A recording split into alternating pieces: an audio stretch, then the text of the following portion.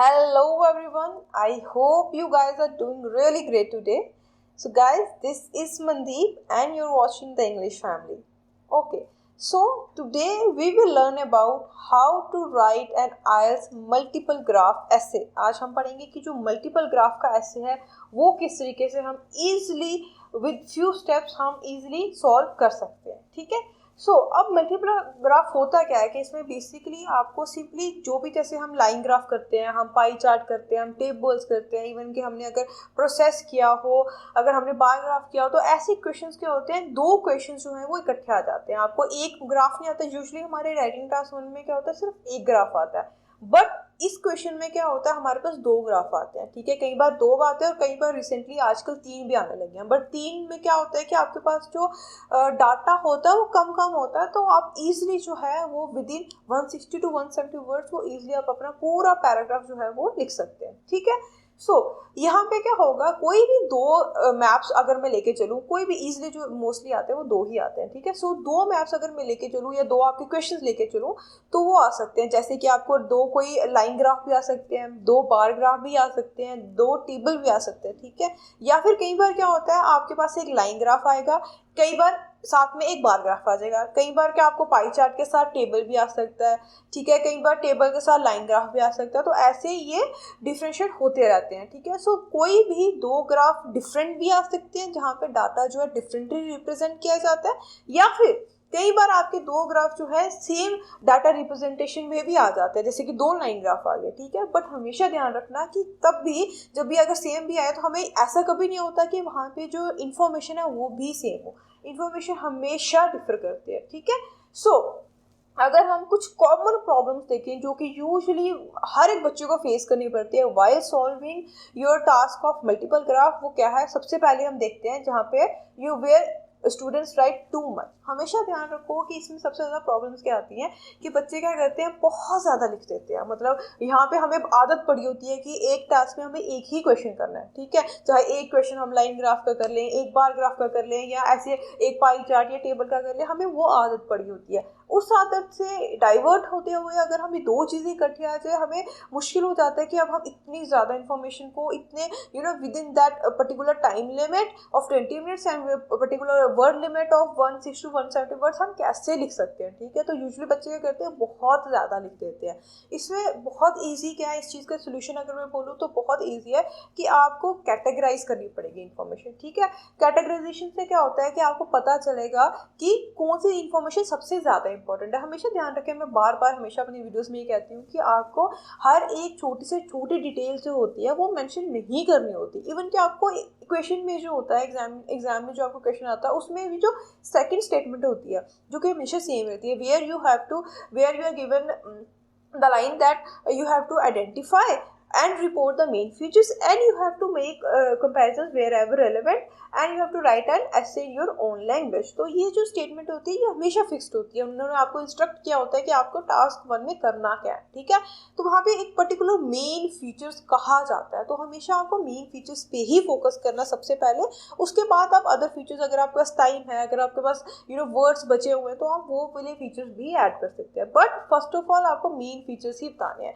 तो हमेशा ध्यान रखो, इतना देखो कि आपको समराइज करने के लिए कहा गया है, आपको हर एक डिटेल रिपोर्ट नहीं करनी, आपको मेन फीचर्स बताया गया, तो आपको मेन फीचर्स को आइडेंटिफाई करना है और उनके बारे में सबसे पहले लिखना है। तो यहाँ पे तो बहुत ईजी हो जाता है बच्चों के लिए राइटिंग टास्क जब आपको मल्टीपल ग्राफ का आता है कि आपको क्वेश्चन जो होता है वहाँ पे दो अलग अलग ग्राफ आएंगे। आपको पहले ग्राफ में देखना है कि सबसे ज़्यादा इंपॉर्टेंट कौन से हैं, सिग्निफिकेंट कौन से होते हैं, या फिर हम कई मेन फीचर्स कौन से होते हैं जिसमें सबसे ज़्यादा ट्रेंडिंग होते हैं, या तो सबसे ज़्यादा हाईएस्ट वैल्यू होती है उनकी, या तो वो सबसे ज़्यादा लोएस्ट होंगे।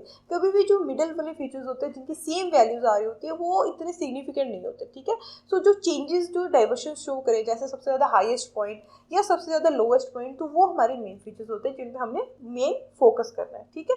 This is your first common problem जो कि बच्चे फेस करते हैं। नेक्स्ट थिंग इज जहाँ पे बच्चों को मेन फीचर्स ही नहीं मिलते, ठीक है। अब बच्चे क्या करते हैं, बहुत आदत होती है बच्चों को कि अगर जो दो टास्क आए आपको मल्टीपल ग्राफ में, दो ग्राफ दिए गए हैं, आपने क्या करना है, एक ग्राफ को क्या उठा के क्या करते हैं कि उसी फर्स्ट ग्राफ है उसी के हमने 2-3 फीचर्स जो हैं वहाँ पे ओवरव्यू में लिख दिए, ठीक है। अब इससे क्या होगा, जब भी एग्जाम आपका क्वेश्चन पेपर चेक करेगा तो उसको इंट्रोडक्शन में, ओवरव्यू में, पैराग्राफ 1 तक आपको उसको पता ही नहीं चलेगा कि ये मल्टीपल ग्राफ है, क्योंकि नीचे भी आपने इन्फॉर्मेशन टास्क जो टास्क 1 में जो लास्ट पैराग्राफ होगा, that is your 4th paragraph, वहाँ पे इन्फॉर्मेशन डिफर करेगी। तो इसीलिए आपको हमेशा ध्यान रखना है कि जो भी चीज़ें देगी हैं उनमें से दोनों के आपको जो मेन फीचर्स हैं दोनों के ही ओवरव्यू में लिखने होते हैं, ठीक है। सो यहाँ पे जो हर एक ध्यान रखें, हर एक मेन फीचर नहीं लिखना, जो कोई सिग्निफिकेंट है वो ही लिखना है, ठीक है। सो नेक्स्ट प्रॉब्लम जो बच्चे फेस करते हैं दैट इज कि इंफॉर्मेशन को ग्रुप नहीं करते, ठीक है। हमेशा ध्यान रखें क्या करना है आपको, जैसे पहले तो आपने बहुत ज़्यादा नहीं लिखना, हर एक छोटी से छोटी डिटेल नहीं मेंशन करनी है, आपको मेन फीचर्स बताना है। अब मेन फीचर्स भी क्या करना है, ओवरव्यू में अगर आपको 2 ग्राफ आए हैं या फिर अगर 3 भी आए हैं, ठीक है, मैं दोनों और तीनों दोनों की बात करूंगी, ठीक है। अगर आपके पास 2 ग्राफ आए हैं, आपने दोनों ग्राफ के एक एक मेन फीचर जो है ओवरव्यू में मेंशन करना है, ताकि आप क्लियर हो सको, या फिर एक या 2 भी कर सकते हो, ठीक है। अगर छोटे छोटे सेंटेंसेस में आपने 2 फीचर ग्राफ 1 के मेंशन कर दिए ओवरव्यू में, 2 फीचर्स आपने ग्राफ 2 के मेंशन कर दिए, ताकि आपको मेन फीचर्स पता हो इस ग्राफ में क्या है, ताकि अकॉर्डिंगली आप नीचे जो BP1 और BP2 लिखना वो लिख सके, ठीक है।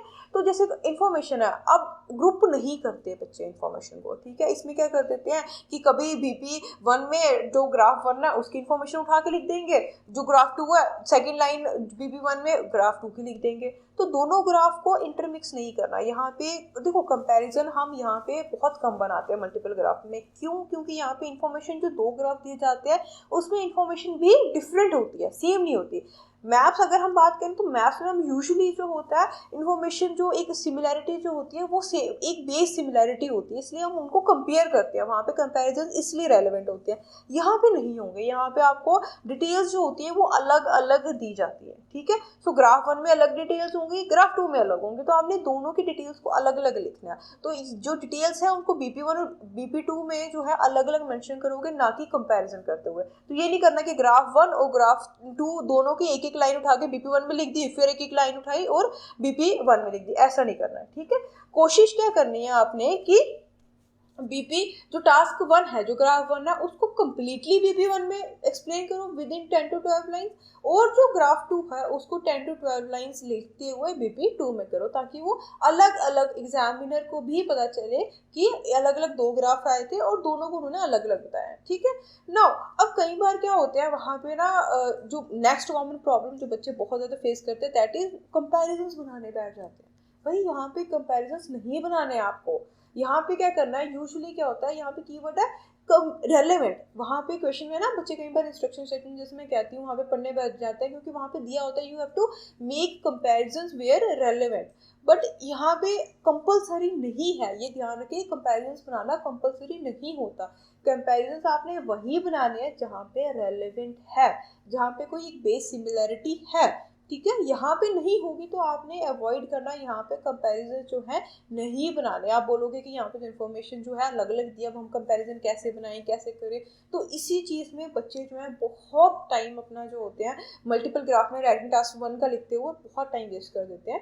तो आपको पहले ये 2-3 चीज़ें क्लियर होनी चाहिए, ताकि आप जब राइटिंग टास्क मल्टीपल ग्राफ का अटेम्प्ट करें तो आपको पता हो कि आपने किस तरीके से कौन सी चीज़ अटेम्प्ट करनी है, आपको पूरा फॉर्मेट जो है वो क्लियर हो, ठीक है।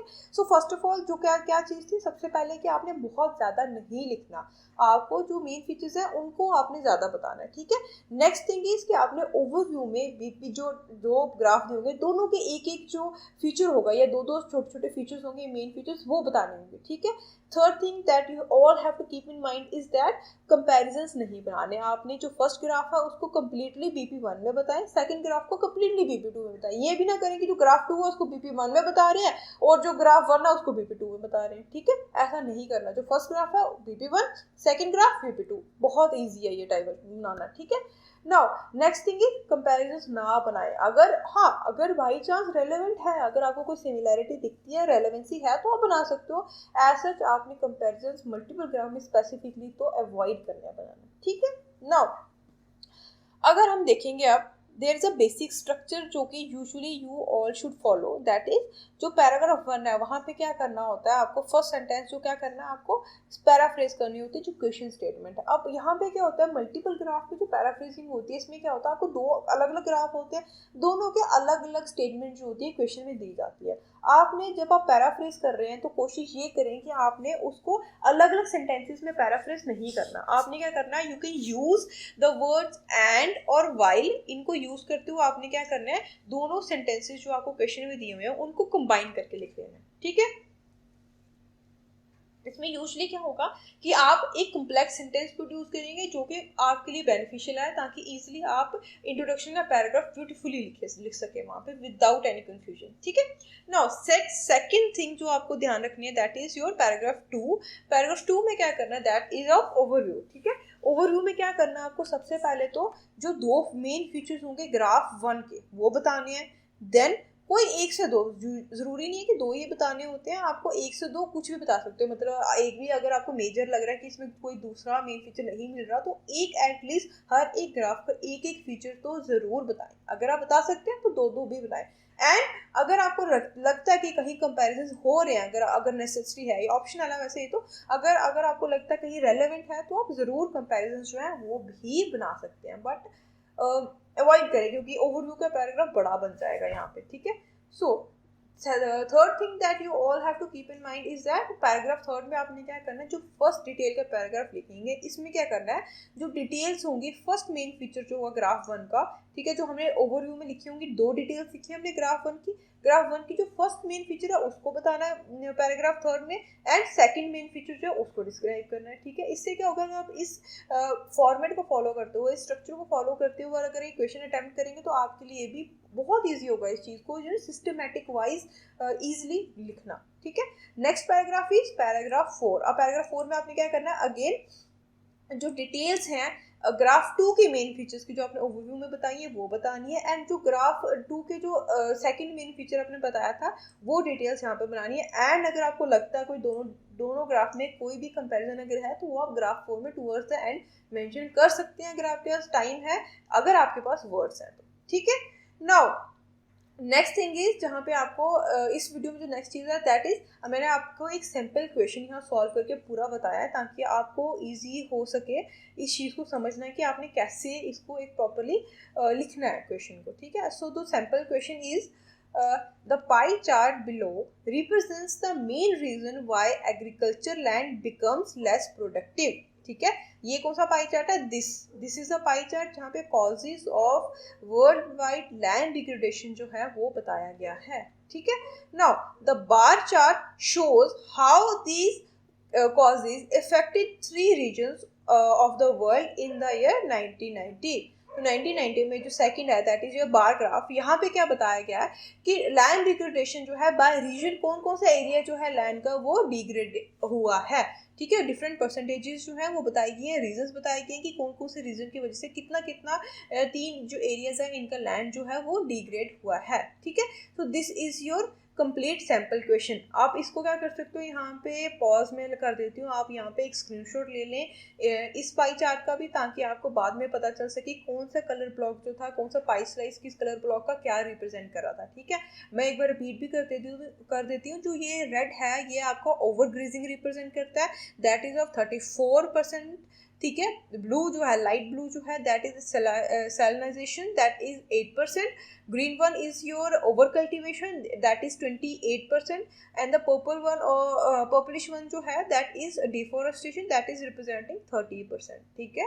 नाउ सेकंड जो है यहाँ पे बार ग्राफ है, बार ग्राफ में क्या है इफेक्ट्स जो land effect of land degradation by region बताया गया है, यहाँ पे एक बार ग्राफ दिया गया, ब्लू एरिया जितना भी तीनों बार्स में बताया गया, फर्स्ट बार जो है वो नॉर्थ अमेरिका को रिप्रेजेंट कर रही है, सेकंड बार यूरोप को रिप्रेजेंट कर रही है, थर्ड बार जो है ओशियानो को रिप्रेजेंट कर रही है, ठीक है।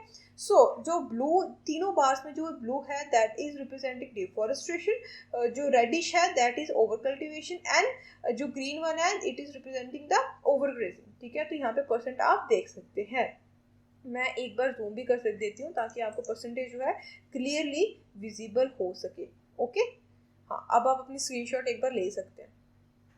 नाउ हम क्या करेंगे अब, usually we will follow always, जैसे मैं आपको बताया कि मैं 5 स्टेप फॉलो करते ही ये टास्क वन जो है वो इजीली सॉल्व करती हूँ. तो what are those 5 steps that are कि first one is where you have to analyse the question. आपको यहाँ पे एनालाइज करना पड़ता है क्वेश्चन की, क्वेश्चन दिया क्या गया, किसके बारे में है, ठीक है. Second step is where you have to identify the main features. आपको यहाँ पे मेन फीचर्स आइडेंटिफाई करने हैं. थर्ड स्टेप इज जहाँ पे आप इंट्रोडक्शन लिखना शुरू करेंगे. जो फर्स्ट 2 स्टेप्स हैं ये प्रिपरेटरी स्टेप्स हैं. जो नीचे वाले 3 स्टेप्स हैं यहाँ पे आपको इंट्रोडक्शन जो है या फिर जो पूरा पैराग्राफ होता है ऐसे होता है वो आपको लिखना स्टार्ट करना है, ठीक है. Now the third step is where you have to write an introduction. This is the first paragraph of your writing task 1. Fourth step is where you will write the second paragraph, that is of overview. Third जो last step है यहाँ पे that is fifth step, जहाँ पे आप details के paragraph लिखेंगे. यहाँ पे हम 2 डिटेल्स के पैराग्राफ लिखते हैं, that is paragraph 3 and paragraph 4, that are main body paragraph 1 and main body paragraph 2. Okay, so ये 5 स्टेप को फॉलो करते हुए जो सैम्पल क्वेश्चन मैंने आपको दिखाया इसको मैंने सॉल्व किया, तो हम वो डिस्कस कर लेते हैं, ठीक है. सो सबसे पहले इज जो step 1 where you have to analyse the question, ठीक है. यहाँ पे आपको इजी, बहुत इजी स्टेप होता है. यहाँ पे सिर्फ आपको क्वेश्चन को एनालाइज करना है कि आपको दिया क्या गया है, ठीक है. जैसे कि यहाँ पे आपने क्या करना है, जो आपकी काम की चीज़ है उसको ध्यान दें, ना कि जो अदरवाइज आपको क्वेश्चन दिया जाता है नीचे उस पर ध्यान दें. तो यहाँ पे आपको क्या ध्यान देना है कि जो फर्स्ट पाई चार्ट है, जो फर्स्ट ग्राफ है दैट इज पाई चार्ट, वो क्या रिप्रेजेंट कर रहा है. जैसे कि यहाँ पे क्या, तो pie chart below represent the main reasons why agriculture land becomes less productive, तो वो बताया गया. Then the bar chart shows how this causes affected 3 reasons of the world in the 1990s. तो हमने दूसरा जो है बार ग्राफ बताया गया जहाँ पे 3 रीजन्स जो है वर्ल्ड के इन कॉजेज ने कैसे इफेक्ट किया उनको, वो बताया गया, ठीक है. तो this is where you analyse the question. Second step is जहाँ पे आपको आइडेंटिफाई करने होते हैं मेन फीचर्स, ठीक है. अब मेन फीचर्स जो हैं, अगेन मैं वही आपको बोलूँगी बार बार कि कुछ क्वेश्चन है, जैसे मैं आपको बता ही देती हूँ. जैसे यहाँ पे you can see it on your screens that there are few question जो कि आपको हेल्प करेंगे ये देखने में कि आपने मेन फीचर्स कैसे आइडेंटिफाई करने हैं, ठीक है. So what are these questions. First one is जहाँ पे आपको बताया जाएगा कि 2 जो एक्सिस है उसमें क्या इन्फॉर्मेशन दी गई है, ठीक है. तो फर्स्ट क्वेश्चन क्या है, the what information do the 2 axes give. Second question is what are the units of measurement. जो units है measurement की वो क्या है. Third question is कि time period क्या है, ठीक है. Fourth question is where you will learn कि आपको क्या क्या what can you learn from the title. आपको टाइटल से क्या क्या समझ आ रहा है और अगर कोई लेबल्स हैं तो उनसे क्या क्या समझ आ रहा है, ठीक है. Next question is what are the most obvious trends. आपको मोस्ट ऑब्वियस ट्रेंड्स क्या है आपको वो पता चले. या फिर लास्ट क्वेश्चन इज अगर कोई नोटेबल सिमिलैरिटीज हैं तो वो कौन सी हैं, ठीक है. अगर मैं बात करूँ यहाँ पे, तो यहाँ पे अगर हम पाई चार्ट की बात करें तो मैंने पाई चार्ट में एक अगर मैं मेजर फीचर बोलूँ या मेन फीचर बोलूँ जो मैंने आइडेंटिफाई किया, that is the biggest cause of land degradation world wide is overgrazing. की जो land world wide land degradation हो रही है वो बिगेस्ट रीजन क्या है, उसके पीछे कॉज क्या है, दैट इज ओवरग्रेजिंग, ठीक है. इतना हमेशा ध्यान रखें, जब भी आपने ओवरव्यू लिखना आपने डिटेल्स नहीं मेंशन करनी, आपने कोई नंबर नहीं मेंशन करना, आपने डिटेल्स यहाँ पे मेंशन नहीं करनी. जितनी जर्नली या जितनी वेगली हम इंफॉर्मेशन दे सकेंगे उतना ज़्यादा बेनिफिशियल होगा, ठीक है. तो बार ग्राफ में क्या मेन फीचर हमने आइडेंटिफाई किया, Europe had the highest percentage of degraded land. कि जो यूरोप है उसमें सबसे ज़्यादा एरिया जो है इन सारे कॉजेज की वजह से डिग्रेड हो चुका है, ठीक है. This is your second step. Again these were the preparatory steps. अब हम अपना टास्क जो है मल्टीपल ग्राफ्स का वो लिखना शुरू करेंगे, ठीक है. तो फर्स्ट स्टेप इज जहाँ पे आपको इंट्रोडक्शन लिखनी होती है. इंट्रोडक्शन अगेन आपको इंट्रोडक्शन में क्या करना है, जो आपको क्वेश्चन स्टेटमेंट दी गई है इसको आपने पैराफ्रेज करना होता है. बाय पैराफ्रेज आई मीन आपको सेंटेंस का स्ट्रक्चर चेंज करना है विदाउट चेंजिंग इट्स मीनिंग. आपको मीनिंग सेंटेंस का ना चेंज करते हो उसका स्ट्रक्चर जो है वो चेंज करना है, ठीक है. सो हमेशा ध्यान रखिए बच्चे जब भी सिनोनिम्स यूज़ करते हैं यहाँ पे तो उससे क्या होता है, कहीं ना कहीं आपने कीवर्ड्स जो हैं उनको सिनोनिम्स जो हैं बहुत कम यूज़ करने हैं, उनको छेड़ो मत. जो बाकी वर्ड्स हैं उनको आप सिनोनिम्स यूज़ करके उनको आप पैराफ्रेज जो है ईजिली कर सकते हैं, जैसे कि मैंने यहाँ किया, ठीक है. You can see it on your screen. So question statement was this और इसका हमने इंट्रोडक्शन जो है फर्स्ट पैराग्राफ जो है टास्क 1 का वो कैसे लिखा आप देख सकते हैं, ठीक है. क्या है, the pie chart illustrates the primary causes of land deterioration across the globe, while the bar graph outlines how 3 different regions were affected by these damaging factors in the year 1990s. मतलब 1990s में कैसे कैसे कौन कौन से reason जो है इन causes की वजह से इफेक्ट हुए थे, ये बार ग्राफ में बताया. एंड पाई चार्ट में जो कॉजेज क्या क्या हैं, जो प्राइमरी कॉजेज हैं लैंड डिटोरेशन के, तो वो बताया गया. ठीक है, कैसे लैंड डिग्रेड हुआ है. Okay, now next step is your step 4, जहाँ पे हमने ओवरव्यू लिखना होता है. ठीक है, सो ओवरव्यू में क्या है, again you have to write the main features. आपको यहाँ पे जनरल इन्फॉर्मेशन देनी है, सिर्फ मेन फीचर्स बताने, ना कि हर एक छोटी इन्फॉर्मेशन देनी है. ठीक है, सो मैंने यहाँ पे ओवरव्यू भी सॉल्व किया, आप देख सकते हैं जैसे इसमें कि ओवरव्यू में क्या है. Overall it is clearly visible from the pie chart that the main reason why farmland becomes less productive is overgrazing. कि कोई भी farmland या कोई land है वो क्यों degrade होता है, less productive क्यों बनता है, because of overgrazing. ठीक है, the data in the bar graph reveals that Europe had the highest percentage of degraded land as compared to the North America and Oceania for the period recorded. जो भी period वहाँ पे हमने time period record किया गया है, वहाँ पे जो हाईएस्ट परसेंटेज जो लैंड डिग्रेड हुआ है वो कहाँ का हुआ है, यूरोप का हुआ है, और as compare to the North America and Oceania. ठीक है, now this was your second paragraph जहाँ पे हमने ओवरव्यू मेंशन किया था.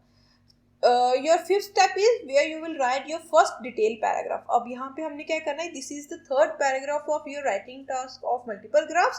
यहाँ पे क्या करना होता है, ये फर्स्ट डिटेल पैराग्राफ है, यहाँ पे हमने जितनी डिटेल्स हम मेंशन कर सके हमने उतनी जो है वो मेंशन करनी होती है. ठीक है, बट किसकी, ग्राफ 1 की, और जो 2 मेन फीचर्स हमने ग्राफ 1 के ओवरव्यू बताए थे उनकी. ठीक है, नाउ अब अपनी स्क्रीन पे देख सकते हैं जैसे पैराग्राफ थर्ड क्या हो गया. फर्स्ट थिंग इज जहां पे हमने ये बताया है, the pie chart shows that there are 4 main causes of farmland becoming degraded in the world today. This is your first line. Then globally 64% of degradation is caused by too much overgrazing by animals and tree clearance, constituting 34% and 30% respectively. कि जो 64%, इसमें information combine करके बताया कि 64% जो आपका land degrade हुई है उसका कॉज क्या है, ओवरग्रेजिंग है और ट्री क्लियरेंस है, जिसको हम डिफॉरेस्टेशन भी कहेंगे. ठीक है, तो ये क्या क्या कंस्टिट्यूट करती है, overgrazing is for 34% and deforestation is for 30%. Next thing is a further 28% of the global degradation of land is due to overcultivation of crops, whereas 8% of the land is degraded due to salinization. ठीक है, salinization की वजह से हमारा 8% जो land है वो degrade हुआ है, एंड 28% जो हुआ ग्लोबल डिग्रेडेशन जो हुई है ऑफ लैंड वो ओवर कल्टिवेशन की वजह से हुई है. So this was your third paragraph of multiple graphs जो हमने टाइपिंग टास्क 1 का लिखा है. ठीक है, जिसको हम कहेंगे first detail paragraph. Now in the last step हमने क्या करना है, अपना स्टेप 6 जो है दैट इज योर, जहाँ पे हमने सेकंड डिटेल का पैराग्राफ जो है वो लिखना होगा. ठीक है, सो सेकंड डिटेल का पैराग्राफ क्या है, that is your paragraph 4. This is your last paragraph of your writing task. इतना ध्यान रखिए, कभी भी मल्टीपल ग्राफ में क्या होता है कि जब हमारे पास इंफॉर्मेशन ज़्यादा होती है तो बच्चे क्या करते हैं, 2 डिटेल पैराग्राफ की जगह बच्चे क्या करते हैं यूजुअली कि 3 लिखने की कोशिश करते हैं कि BP1 बना लिया, BP2 हो गया, अब थोड़ी सी इन्फॉर्मेशन रहती है तो हम उसका BP3 भी बना लेते हैं.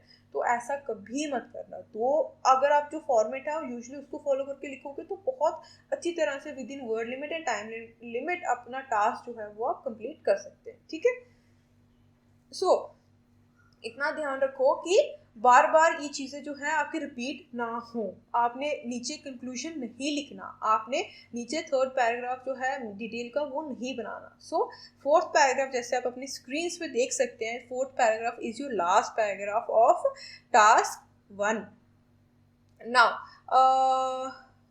we will begin. So fourth paragraph is, moreover these causes affected different regions differently in the 1990s, with Europe having as much as 8.4% of degradation due to deforestation, while the impact of this on Oceania and North America was minimum, कम था, with only 1.8% and 3.0% of land affected respectively. मतलब जो main जो ज़्यादा area जो उसका हुआ effect हुआ Europe का, वो डिफॉरेस्टेशन की वजह से वो 8.4% था, और ओशियाना का 1.8% and north America 3.0%. Now, Europe with the highest overall percentage of land degraded, which was 22%. Europe का सबसे ज़्यादा लैंड जो डिग्रेड हुआ था वो क्या था, 24% था, जो कि also suffered from 7.7% of over cultivation and 5.6% of over grazing. तो इसमें क्या था, 22% में क्या था, 7.7% आपकी ओवर कल्टिवेशन की वजह से थी, 5.6% ओवर ग्रेजिंग की वजह से, और जैसे हम ऊपर बता चुके हैं आपका 8.4% जो था वो डिफॉरेस्टेशन की वजह से था. So the last thing is, in contrast, Oceania had 13% of degraded farmland, and North America had a lower proportion of degraded land at only 7%. ठीक है. सो लैंड ओशियाना का क्या था, 13% लैंड जो था वो डिग्रेड हुआ था, और नॉर्थ अमेरिका कौन सा था, कितना बहुत कम प्रोपोर्शन हुआ, that is 7% only. So this was your fourth paragraph of multiple graph. ठीक है, यहाँ पे क्या हुआ, ये आपका मल्टीपल ग्राफ का ऐसे जो है यहाँ पे कम्प्लीटली सॉल्व हो चुके हैं. ठीक है. So in the last part of the video मैंने इस पूरे के पूरे जो स्टेप बाय स्टेप मैंने जो ऐसे सॉल्व किया, इसको कंपाइल किया, इसको मैं यहाँ पे आपको बता देती हूँ. So this is your first paragraph, that is of introduction. Second paragraph है आपका ओवरव्यू का. Third paragraph is of BP1 जो कि आपका फर्स्ट डिटेल का पैराग्राफ है. एंड लास्ट पैराग्राफ जो है आपका वो है BP2, that is of second detail paragraph. इसको मैं एक बार फिर बता देती हूँ, यहाँ पे पॉज कर लेती हूँ, आप स्क्रीनशॉट्स ले लीजिए. ठीक है, आपने पहले भी अगर चाहे वीडियो बैक करके आप जो एक पाई चार्ट और एक जो नीचे पैराग्राफ है उसका भी स्क्रीनशॉट ले, ताकि आपको ये बहुत ईजिली समझ आ जाएगा. अगर आप कंपेयर करते हुए इनको पढ़ोगे तो आपको ईजिली समझ आएगा कैसे कौन सी इन्फॉर्मेशन किस तरीके से in the form of a essay जो है आपको लिखनी है. ठीक है, ये हो गया, आप ये भी ले लीजिए. ये हो गया आपका BP1 एंड BP2. ओके, यहाँ पे आप इजीली ले सकते हैं, आपको पता चलेगा कि इस तरीके से जो परसेंट है आपको डिटेल्स जो है बहुत ज़्यादा नहीं लिखनी और बहुत कम भी नहीं लिखनी, इतनी लिखनी है कि आपके वर्ड्स भी पूरे हो जाए एंड जो इन्फॉर्मेशन है वो एक्सीड भी ना करे आपकी वर्ड लिमिट. ठीक है, और आपका टाइम भी सेव हो, ताकि एट द एंड आपके पास 2 to 3 मिनट्स में एटलीस्ट सेव हो जाए टास्क 1 में, ताकि आप एक बार प्रूफ रीडिंग कर सकें. ठीक है, so this was your writing task of multiple graphs. So I hope you guys like the video. अगर कहीं पे भी मैं रिपीट करूँगी किसी भी पार्ट में वीडियो के, अगर आपको कोई चीज़ ना समझ आई हो तो कमेंट सेक्शन में ज़रूर मुझे बताएं. I will try to solve your problem. ठीक है, so we will meet with the next video. Till then take care.